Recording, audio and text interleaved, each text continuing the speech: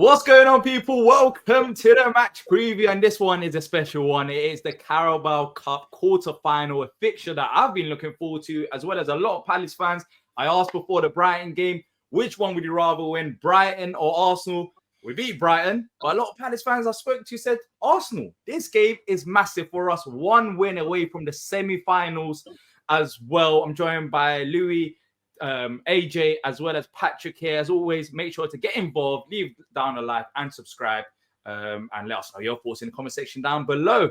Gents, I mean, a 3-1 win changes a lot of things, doesn't it? I mean, we've done a player ratings, me and Louis. We spoke about it.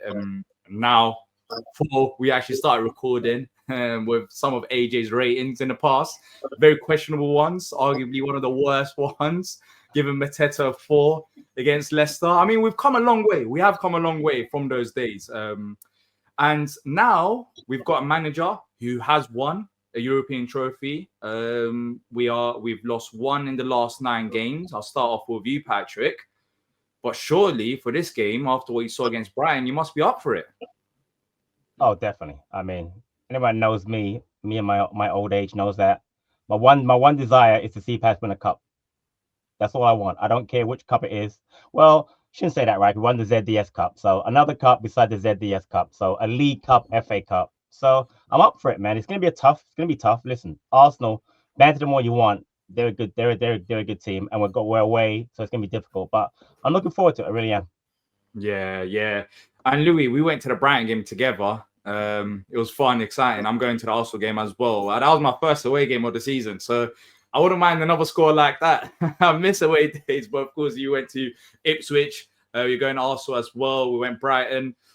In terms of importance, when you look at Saturday's game in comparison to this game, which one? Well, you go for the Carabao Cup, I know that, but how important in terms of the overall season do you think this game is? Because this is a game where even when we have struggled, I've looked forward to, well, we've got a Carabao Cup quarter-final.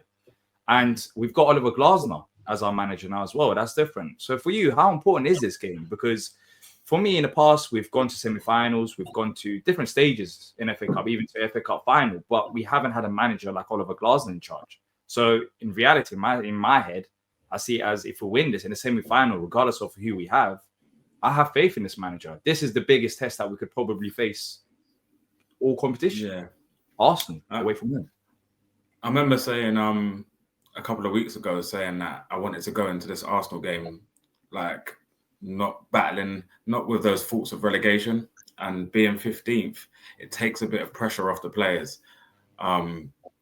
Like I said before as well, I feel like Glasner thrives against these tactical geniuses, and he hasn't come up against Arteta yet. So I don't know if Patrick read the quotes that he said maybe today about he's confident we can go to the Emirates and win because we've gone to Villa Park, we've gone to Brighton and won. So yeah, I'm confident we can get a result. Maybe it goes to penalties. But yeah, 6,000 travelling fans. It's one of those games that if we win, it will probably propel our season to a whole different direction to what it was a few weeks ago, because it was doom and gloom. All of a sudden, we're looking up the table in the semi-finals, and we're about to get a few new players in January. The whole mood in the camp, in the fan base will change. Yeah, and that semi-finals, of course, will be next year. So by then, we could even sign a few players, and because it's the Carabao Cup, there'll be 2 legs as well. So I mean, the semi-finals gives us a good chance, regardless of who we face. Because if we don't beat them in the first game, we've seen it with Glasgow, you can make those adjustments and then we can take them on. That's why for me, this is like the biggest one. Of course, if we get Liverpool, it'll be difficult. But then again, I genuinely feel like if we manage to get through this, I think semi-finals, I have confidence. I think the whole squad and Glasgow will just be up for it, and we'll all take it seriously. But for you, AJ, Arsenal away from home. So you're not going to this game, but we spoke about it. The last game that you did go to was Arsenal away from home. Look, they are a difficult side. I'm not going to deny that. But for me, from what I've seen from Palace, I do think, I'm not saying we will, and we'll talk about score predictions because Louis, you've been getting those right I'm interested to hear what you think about this game towards the end of the show. Whatever prediction, if it's been working in terms of like the actual result. You was close with the Brighton one. You said 2-1, but it was 3-1, even better. But yeah, AJ, in terms of Palace in the last 9 games and going into this game, what do you think it is that we can take forward, especially from the likes of even the Brighton game to the Arsenal game? Because I do feel like how we set up, in my opinion, it does suit a game like this because Arsenal don't really, well, lately in open play anyways, they've struggled to create chances and we've been solid defensively. I think it's a case of we're on both opposite trajectories right now in terms of the form that Arsenal have been in recently. They've been really just not stepping up. And we've been on the opposite scale where we have been stepping up, and it seems that everything's fully starting to click in terms of players coming back into the team. Everyone's starting to understand each other a lot better. Everyone on that pitch putting in a shift. No player hides for us. Every player sort of steps up. And I think it's just the perfect time to play Arsenal, to be fair. I don't think their confidence is high. If you believe their fan base, their confidence is on the floor. But obviously, fan bases can be quite reactive in terms of the way things are going, to be honest. But I think this is a great time to play them. I think they just don't look like they've been up for it for the past couple of games, and it just seems that they're having a lot of problems in terms of creativity and actually making chances happen. I don't know if that's just a combination of Odegaard or, not particularly being up to scratch as he usually would be. I think teams are starting to iron out the fact that Saka can be just marked out of the game if you put a bit of extra markers on him. And on the left side of the pitch, in terms of Martinelli, he's not really been hitting the form that he potentially could do, or is as good as maybe Arsenal fans may have not understood he really is like. And the fact that they don't particularly have an outstanding striking option, to be fair. Havertz is obviously a good player, and Gabriel Jesus, God knows what's going on with him. But I just think that it's just a fantastic time to play him, especially with the form that we've had and the confidence that we've shown. And I think also it's very, very important to highlight the fact that our manager highlights game at a time. He doesn't sort of prioritize games over the other. He takes them one game at a time. And as far as he's concerned, every game is a must win. And the fact that he has made it clear he is targeting success. Just like Patrick said at the beginning of the video, I want us to challenge for trophies. I want us to push for it. In my lifetime, it would be nice to see Palace lift the trophy at Wembley. So we'll see, but I think it's definitely a position. I do feel confident, and I do feel like we're in the right headspace, to be fair. And it looks like Arsenal aren't. So why not dream? Why not see the possible? Yeah. I just want to add, it's funny how you got to put things in perspective, though. Talk about them not being in a good place. They haven't lost in 8 matches. So they haven't lost a match this season. In the last 8 matches, they haven't lost in the last 8 Yeah, matches. they haven't. They've drawn a lot of games, and that's why when it comes to my prediction, I'll give my prediction. But, right, they've drawn 3 of the last 8, but I'm just saying, you want to put this, but you're talking about them not doing well. Like, for us not doing well, imagine us saying we're not doing well and not having lost in 8 matches. How would that be? I'm saying it's that perspective.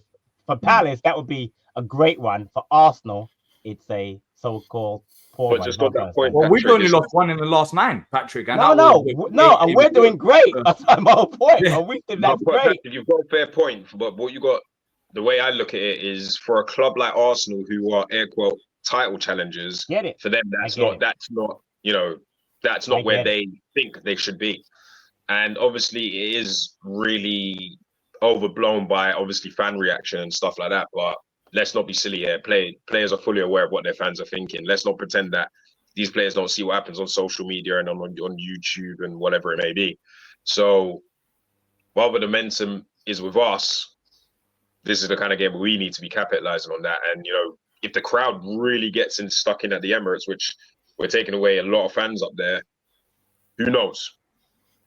I wonder what type of team they'll put out, because I do think it'll be a strong side. It has to be a strong side. But I've spoke to different Arsenal fans. I spoke to Dan Potts from the 12th Man podcast, who also features on AFTV as well. And he said he's not confident. Like, none of them are confident about this game. They're worried because of the open play chance creation and a few other stuff. But he has said to me that, Arteta has ignored the Carabao Cup. And to be fair, I think they've faced Bolton and Preston.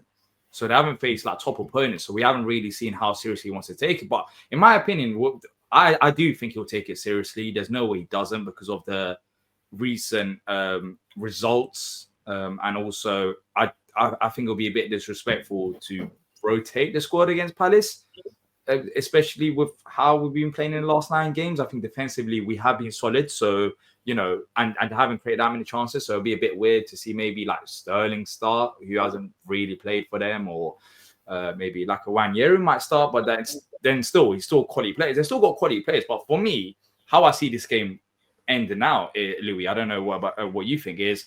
I think we've got enough in defense to try and limit the chances. Of course, they've got decent attackers as well. If Odegaard turns up, then that's great, and Saka as well. But I do think we can try and limit the chances like that. Set pieces is a worry. Naturally, we have to try and limit those because they love the set piece goals. They've even got the set piece coach outside the ground as a mural, which is to me absurd. Like to have a set piece coach, a mural of a set piece coach outside the ground is crazy, but that's how good they've been. But on the other side of things, I think defensively they have been solid. So I'm not saying this is going to be an easy game against Arsenal. No game against Arsenal is easy. But I do think with them struggling to create chances in open play, that's what gives me the hope. But defensively, Munoz, he's not there. How much of a big miss would he be?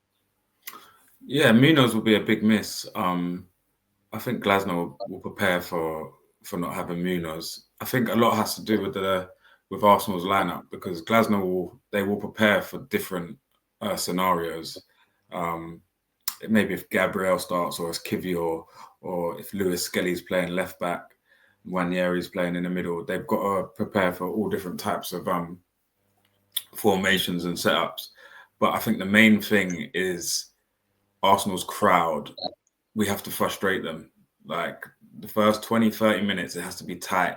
You don't want to get the crowd riled up. You don't want to concede an early goal. You want them on their backs. You want them start to panic. Oh, we can't get past them. I don't feel like they have a lot of pace in their team. I doubt Havertz is going to run in behind against Lacroix. I think if Saka's going to play, which I think he will because he normally plays most games, Gahey and Mitchell have got to double up on him, how most teams have been doing. Yeah, so I think it's one of those, there's so many variables, so many different lineups. We don't know who's going to start. It's just one of those where we just got to trust Glasner has something up his sleeve, like he did for Brighton, like he did for City, like he did for Ipswich. Villa as well in the Carabao Cup. I don't think we can really predict how we're going to line up or they're going to line up. But either way, the fundamentals of being disciplined, taking your chances, and we're going to need a little bit of luck. I'll put this as an open question. Anyone who wants to answer, chip in. Well, hopefully all of us answer. Let's see the different answers that we have, if it is different. But with Munoz being out, who starts ahead of him? Because for me, people have mentioned Sarr as well, but there's Sarr as an option, technically, Kapora and Nathaniel Klein. I think he'll go with Klein. I wouldn't change Sarr for me because Sarr's been working well there. So I wouldn't ruin that, especially as I said, we've got 2 other options. But Kapora, who came on off the bench, is also a player that could feature in this game. Devaney was a surprise to me, for example, when he did come into the Palace team, because I didn't expect Glasner to make a move like that. I thought maybe an experienced player like Schlupp could. But does any of you see Kapora starting in a game like this away from home, Carabao Cup quarterfinals, or would you want to see him start?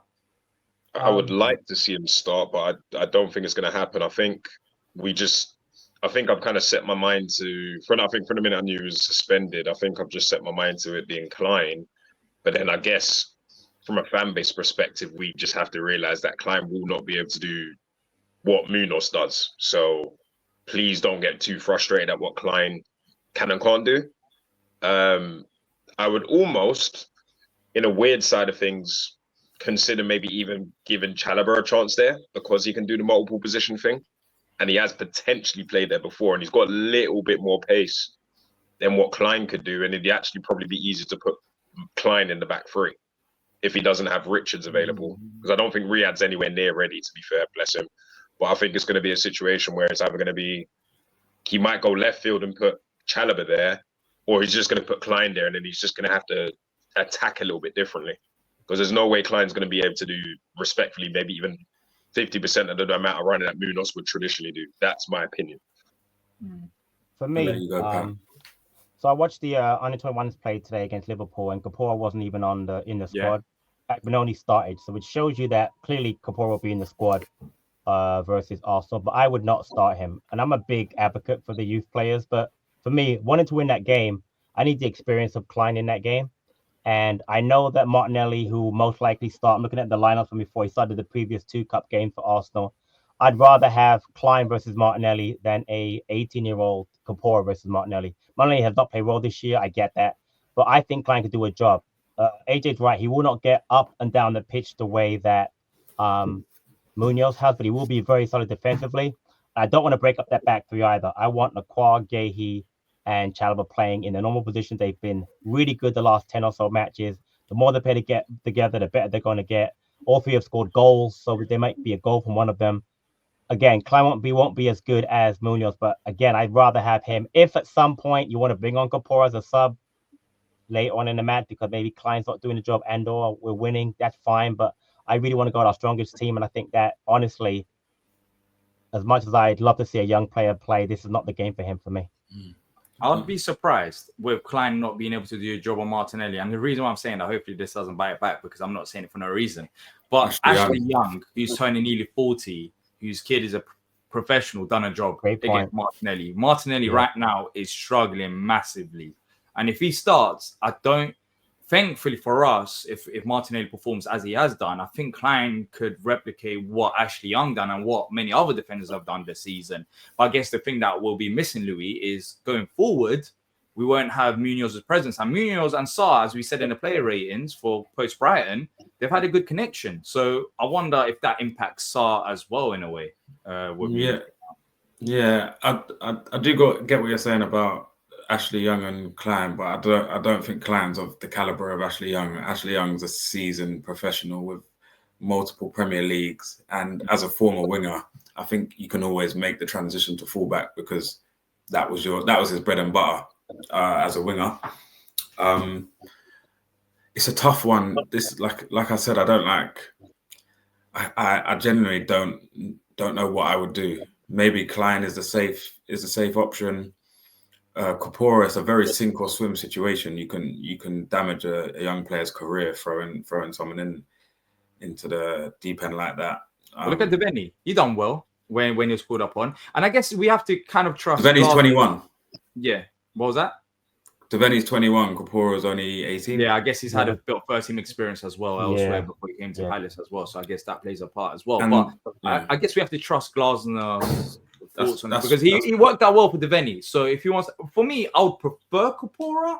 I still would because I think he's got the legs. He's young, and I think he'll be up for it, especially against Martinelli. But I do think he will lean more towards Klein. Then again, that's if Martinelli is playing. He had a poor game. Sterling's got to earn his spot, and if it might be a game like this that they put him in. Like I said, I could have my opinion on who I want to start, but whoever Glasner thinks should start, that's who should start. Yeah, of course. Definitely. I agree with you as well, and I think all of us do as well because he's proven himself, Glasner, that with his options. Not throughout the season. I mean, Kamada was a big problem, but apart from Kamada, I think that was a team problem over a Kamada problem. What was that? I think it was a team problem over a Kamada problem at the start. I disagree. I think it was a Kamada problem. I get it. Look, the team wasn't doing great at the time, but still playing Kamada as a 6, I just don't see it working out. For example, like in that role, in the 2 centre mid role, he wasn't really playing the 6 part as an 8. When we didn't have anyone, did we? Exactly. We didn't have Wharton and Decoy weren't fit. So it's not like he had a fit Decoy and Wharton and said, let me play Kamada in the 6. Man, I was traumatized in the West Ham game when Kamada came on and we conceded 2 goals. I'll never forget that. but I'm saying again, I don't think Decoy and Wharton fit that match. My point. You know what I mean? So it's kind of. I mean, that's why I know what you're saying. In centre mid against Fulham, like we ended up losing everyone at a certain stage. But like in general, of course, 100% trust Glasner's instincts. And the right wing back situation, of course, Munoz is going to be missed, but we have players there, and whoever Glasner prefers steps up. But then talking about other positions, it's weird because after the Brighton game, me and you were talking, Louis, and we were talking about this is Lerma and Hughes. The core is fit. He's on the bench. He's not been playing, and we're doing this in midfield. And then Adam Wharton could potentially be back for this game as well. Do we change that midfield? Because that midfield worked well, especially defensively against Brighton. They don't allow too many spaces through the gap. I know there's only 2 of them, and also will overload the midfield. Or do we bring in Doucouré or Adam Wharton? Because both of them, when they're fit and playing, in theory, they should be better than Lerma and Hughes due to the technical ability. This is why Premier League spend so much money on medical teams. You analyze what zone they were playing in, how much distance did they cover, who's fit enough to start. There's so much that goes into it. You could prefer to have Hughes and Lerma in there, but if Hughes is only working at 80%, maybe you play Doucouré for 50 and then you get 20, 30 out of Hughes. Remember, there's no extra time. It's straight to penalties. Yeah. So I would trust in the medical team and then see who are the 2 fittest players to start, and they start for me. Because I feel like all 4 are capable, but the 2 fittest and the 2 raring to go are the 2 that start for me. What if they're all fit? I'll go for the form players. So you stick with what we had against Brighton? Yeah, if it's not broke, don't fix it. Yeah, I agree as well. I think the midfield is fine, which is crazy because I mean, Adam Wharton, I'm happy with Adam Wharton being on the bench. I never thought I would say that. But I'll be honest with you, I'm with you 100%. You stick with Lerma and Hughes if they're fit. But let's be honest, right? When they are 100% fit, it's going to be Wharton and Doucouré. Yeah. As good as Hughes has been this season, I don't think there's any doubt at some point when they're 100% fit and they're all 4 are fit and firing, it'll be Wharton and Doucouré playing. It has to be. Yeah. But again, for this match, I have no issue with Hughes. He looks a little laboured, by the way, against Brighton, which is why I think he came off. I wouldn't mind, you know what I mean? But I think maybe Doucouré. But again, if it's Hughes and Lerma and you've got the option of Doucouré and Wharton late, I'm all for that. That works for me too. So, but I think Lim makes a great point, man. The medical staff do a great job of knowing who's where as far as fitness levels and stuff like that. And they tell the man, you can tell the way he takes players off, the way he subs on. I'm comfortable. Whoever he decides to start is fine with me. Yeah, that's the biggest thing for me because under previous managers, it seems like those conversations weren't taken as seriously about some of the players and how fit they are. And the thing about Glasner, we've seen it when Eze's come back from injury, Doucouré's come back from injury after a certain period of the game. If they have to play 60 minutes, after 60 minutes, I don't care how you're playing Eze, you're coming off. Simple as that. And it has worked out so far in terms of we haven't had reoccurring injuries. And even Adam Wharton, for example, and Chad Riyad, he has mentioned it that they've had a little bit of problems, so we just want to keep them safe. Look, it's a long season. It's a busy period right now, but we've only lost 1 in 9. Playing players that are 100% fit rather than names, it has worked for us. It has worked for us. And I would keep Lerma and Hughes. I think going forward, I don't want to sound harsh on Lerma, but I think Lerma is going to be an easier replacement in terms of maybe Wharton or Doucouré going there than Hughes, because I don't know about you, AJ, but I think Hughes this season has been incredible under Oliver Glasner. Yes, I understand what Patrick's saying, and I agree with him with Wharton and Doucouré. If they fit, they have to play. But I don't think it's as simple as that right now. It's very hard for me to find an argument to drop Will Hughes with the way he's playing. Yeah, I'm gonna disagree. Actually, yeah, I'm going to disagree a bit with Patrick's point. I mean, I see what he's saying because those players on paper, Wharton and Doucouré are a street or 2 ahead of those players. But based on form and how things have gone recently, Hughes is up there with the nominations of Player of the Season for us, to be fair. And I think I just don't understand, barring a poor performance or maybe a fitness or issue with some sort of pending injury, how you can justify dropping Hughes. Lerma, yeah, that one is very easily debatable. I don't think it's easy, but I think it's easier. Because I think even Lerma's been performing well. I don't want to disrespect. It's easier, and I love Lerma. As far as I'm concerned, he was our Player of the Season last year. But in terms of just form and what they're giving us on the pitch, I can justify dropping Lerma, but I just can't figure out how on earth right now, at least in terms of form, you can justify dropping Hughes. I just don't see it. And that is including of a fit a fit Wharton and a fit Doucouré. I know at some point something will have to give. And, let's be honest, those 2 are more of, on paper, better players. But the kind of season that Hughes is having, I'm not looking to drop him anytime soon. Again. He's just having such a great turn of form right now. You just got to keep. I would back where Glasner comes from, where he seems to go with the guy that's fitting in form. I know we had this debate a few weeks ago about the whole Deveni Eze thing, but obviously that's a different kettle, but sort of similar in the sense that if you're the guy in form and you're performing 8s and 9s and potential 10s out of 10s every week, keep him in the team. Yeah, that's not my point, though. Yeah, I think you missed my point. I understand. I said that. I said when all four are fit and in form. It's a very long season. Over the course of December, we've got like 9 games. And I'm telling you right now, of course Hughes has to play now. But he can't play at these levels the entire season. It's impossible. But if you're telling me right now that at 100% fit and firing, you would take Hughes over Wharton, you're crazy, because Wharton's a £100 million player. And I love Will Hughes. You probably could, you know what I'm saying? I'm not putting down Hughes. Same with Decore. Decore was linked to Liverpool a season and a half ago. I'm not saying that right now. I'm not saying drop them. I'm saying because of the course of the season, players go up and down.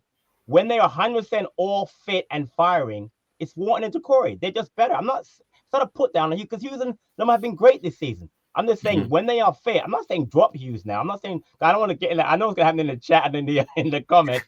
Why is Patrick advocating dropping Hughes? I didn't say that. I'm saying if they are fit, it's a problem that Glasner's gonna have. I trust him to fix that, to deal with that problem. But you cannot tell me that he would honestly not pick a 100% fit Wharton over 100% fit Hughes, 100% fit Decore over 100% fit Lerma. I just don't see it happening.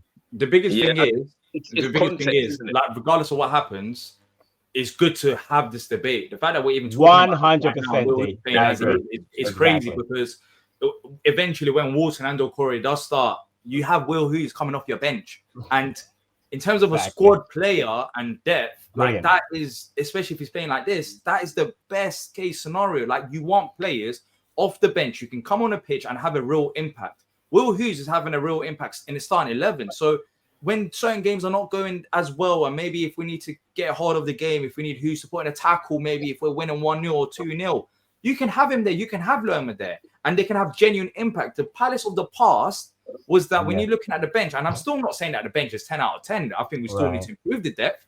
But in midfield, when everyone is fit, we do have players who could even off the bench start, and it's genuine players. Like, we're moving on from, I know Schlupp is there, I don't want to pick out players in particular, but we're moving on from like having players on the bench just for having them on the bench and not really being able to use them. And that's a good thing going forward, because I'm looking at the front line now, unless anyone wants to add anything into the midfield. But there's another debate there. Just quickly with I think as like fans of teams, and we're so emotionally involved that since Wharton's been out, we've actually been on a good run. So I think sometimes naturally we might forget the quality that they had when they was playing. Yeah, I don't think I've seen a centre midfielder like Wharton at this club in my life. Yeah. It's clear to see when he doesn't play, our possession stats are down. The quality of our play out wide, long passes, short passes, turnovers aren't as good. Will Hughes has been the best, probably one of the best players this season, and football fans are loyal. Like, we see how well Hughes has done. We said he's not droppable. But I tell you what, if Adam Wharton is 100% match fit, that guy will have to be the first player on the team sheet for me.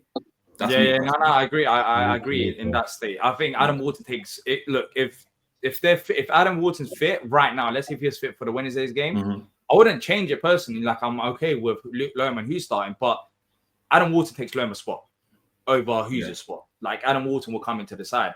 And I think with Adam Wharton, he's getting a lot of disrespect from even non-Palace fans because of the fact that he hasn't played at the level that he played end of last season. That's fine. Yeah, exactly. We know his quality. And I think some Palace fans are forgetting that as well. Like, he has been playing with an injury all season long. We haven't seen the best out of Adam Wharton.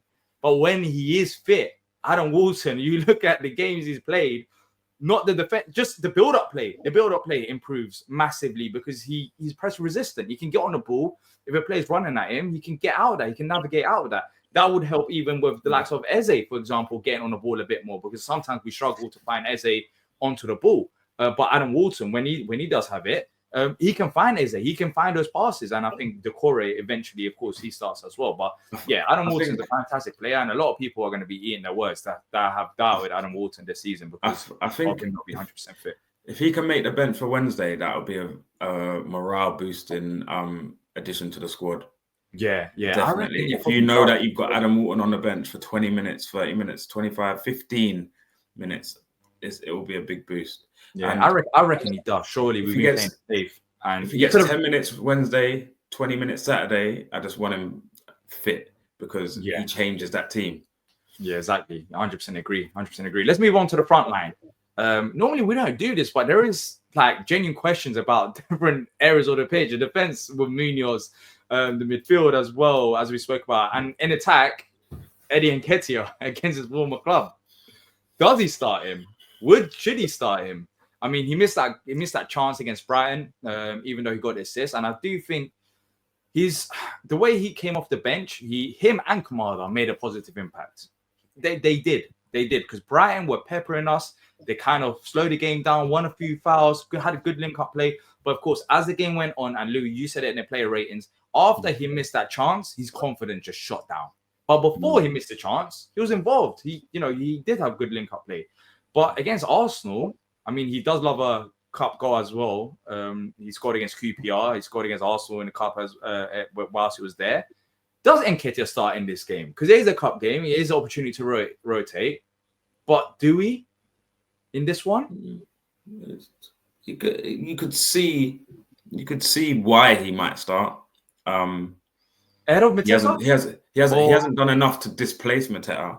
But if it's a tactical decision, or maybe Glasner wants to give him that little push, that he's got like the emotional side to it where he can prove a lot of people wrong, then I understand that. But like I said again, same with the right back, same with the centre mid, whatever game plan he's got, that's the one I'm going with. But I'll let the others have a say. What do you lot think, AJ and Patrick, about Nketiah? And also let's include Kamada there as well, because Kamada, he scored in the Villa game. I don't think his appearance off the bench was bad at all. He nearly assisted Decore.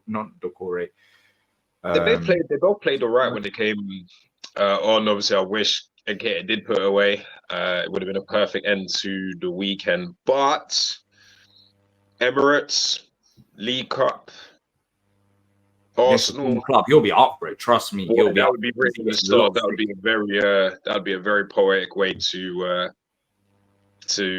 announce a goal or two. Do you know?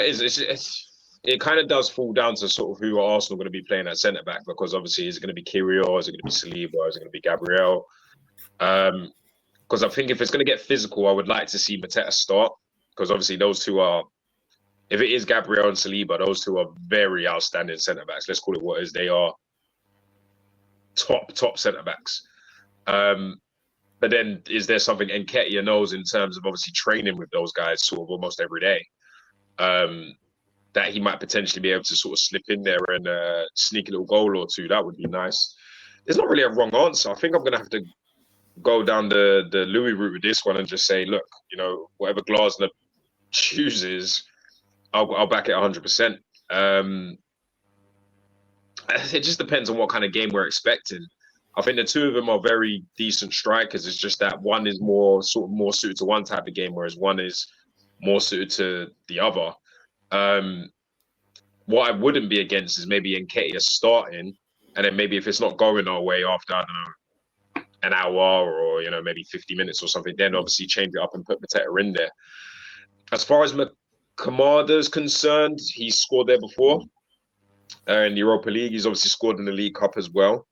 So he's very, very familiar with the Emirates and upsetting the Arsenal fans. But I don't know if Kamada's ready to start just based on current form, because I'm just loving the whole Sarr and Eze thing for the moment. I would rather sort of go with what he did against Brighton and bring Kamada on later on into the game and then let him potentially cause an upset and then get the hero's coat status that way. Yeah, I'll keep the same front three, Patrick, as Brighton. And the reason for that is because Arsenal are very good defensively. They are. That's the one thing that, I mean, we could talk about them not creating chances in open play and set pieces and the other end, but defensively, they have been great. I mean, Everton didn't do anything against them. I don't think they even had a game plan to do anything. I think Glasner will do. And if we are going to create chances, why you don't drop Sarr to score 2 goals and assist if you want to take the cup seriously? I still think you start Eze, despite what people thought about his performance against Brighton. I don't think it was great, but I don't think it was terrible either. Even though after the subs we improved after Mateta and Eze went off, but you start Eze as well, and then you start Mateta because even if it's Kiwi or one of Saliba or Gabriel starting in this game. So I think Saliba will start. Gabriel had a late fitness test against Everton, and I think Saliba doesn't really look like he gets into third gear when he plays. He's that good. So I think if one of them is going to be dropped, to be Gabriel, because they've got us on Saturday. Would he drop Gabriel? I don't think he. They got the game on Saturday, and then they got Champions League Tuesday. No, Champions League is done. Well, no. They got Champions League on Tuesday. That's like Christmas Eve. Is it done now? No, it's done. Champions League is done. Okay, they got game Boxing Day. Sorry, Champions League starts again in January, but they got game Boxing Day, so which will be the first. Yeah. So they got same fixtures.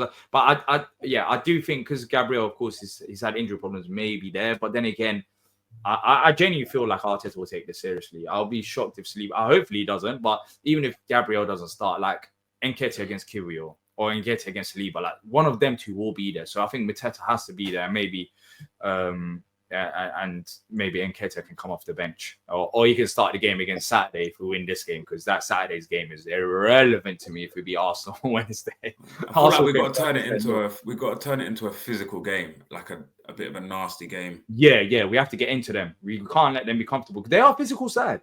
They got very tall players, and that's why they do score from set pieces as well. Timber's a very good player as well. He's not like the tallest player, but he doesn't mind getting into a challenge. And we'll see who starts at left back or right back, because Partey might even start at right back. So they might just go all out physical against us. So I think Lewis Skelly will probably keep his place at left. What's that?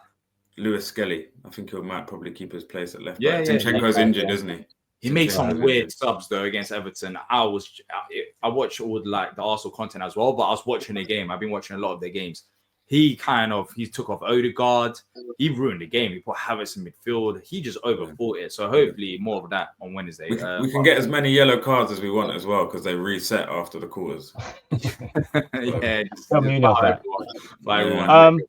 So real quickly for me, I we go back where we started the show. I want to take it seriously. So for me, my only issue with Mateta starting is that I watched the little post match, and he had like a strapping on his left leg when he came off, on his upper near his hamstring. So maybe something's going on there. If that were it, I wouldn't want to force him to play. Obviously we're playing Nketiah, but if he's fit, it's for me you leave it as is, the front three, knowing that you have the options of Nketiah, Devaney, and obviously Kamada to come on late in the game or whatever, like they did on like Kamada and Nketiah came on, maybe change the game. But I don't have a problem starting Mateta again. He's got enough rest. He's the most physical. You mentioned about Saliba.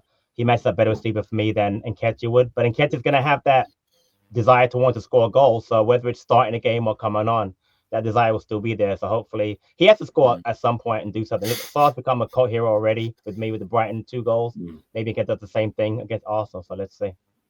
Yeah. Look, either way, I don't care. 0 shots on target. Just win. Own goal. Saliba own goal. I'll take it. Like, I don't care about performances in a cup game. I just want to go all the way. I just want to be Arsenal. Because the last time I went to Arsenal was earlier this year. We got thrashed 5-0. We had banners. It was a nightmare. And we played 3 at the back in that game. But of course, it was not coached to the level that we're seeing right now. But that's it for... Actually, that's not it for the preview. We're going to score predictions. Before we do predictions, FYI, we've met Arsenal twice in League Cup in our history. Only twice. Okay. I was alive for both of them. Some of you guys weren't alive for either one, I don't think. Anyway, first time 1970, we played him in the League Cup 0-0. The first leg, and we lost a first game, and we beat them actually 2-0 in the replay. Second time we played them was in 1998 semi-final. Okay. First leg, we drew 0-0. Sorry. Wait. First leg, sorry, we lost 3-1, and second leg we lost 2-0, and we lost overall 5-1 on aggregate in the semi-final. So our history is not great against Arsenal in the League Cup. So let's see. Thankfully, we have no 2 legs.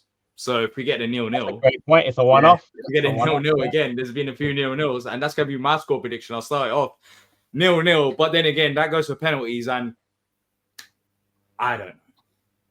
At that point, I don't know, because Palace with penalties, not that great. I mean, last time we was in a League Cup under Vieira, we lost in penalties to Newcastle. Newcastle, right? Newcastle, right? Yeah. Yeah. We lost to Newcastle away from him, and that's when he rotated the squad. I remember you were so pissed off, Patrick. I was so mad at that post-match reaction. But under Glasner, maybe they're working on penalties. I mean, set pieces we've improved. So if a man can do it, maybe it's this guy. He has the tricks.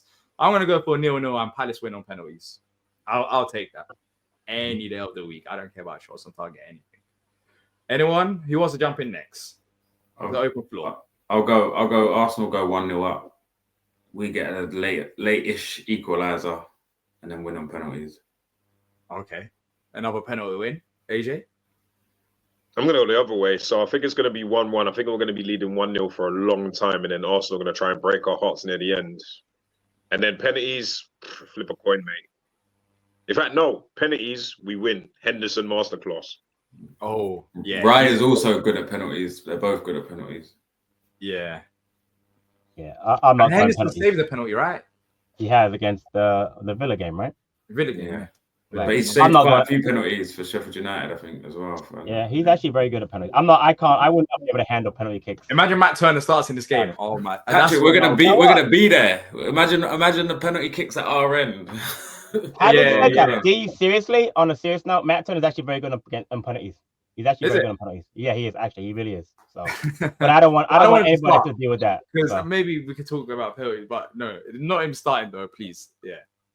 I'm going to go 2-1 Palace. I like the 2-1 scoreline. I don't know why. I can't go for a clean sheet. I like what we're playing right now.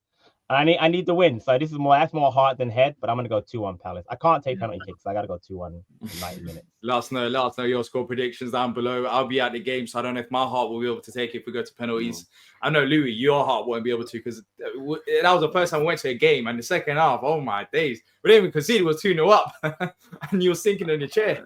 You couldn't handle it. The second half, I spent half the time turning the other way and looking down. I was winning 2-0. So God knows what you're going to do with penalties if you did go penalties. So for your sake, hopefully we just win 1-0 and don't have penalties, because I'm worried for you. You take you let it get to you. But I'm too emotionally involved, man. I'm too emotionally involved. Yeah, that's what it does. Hey, D, get him on a watch along. It'd be perfect. Huh?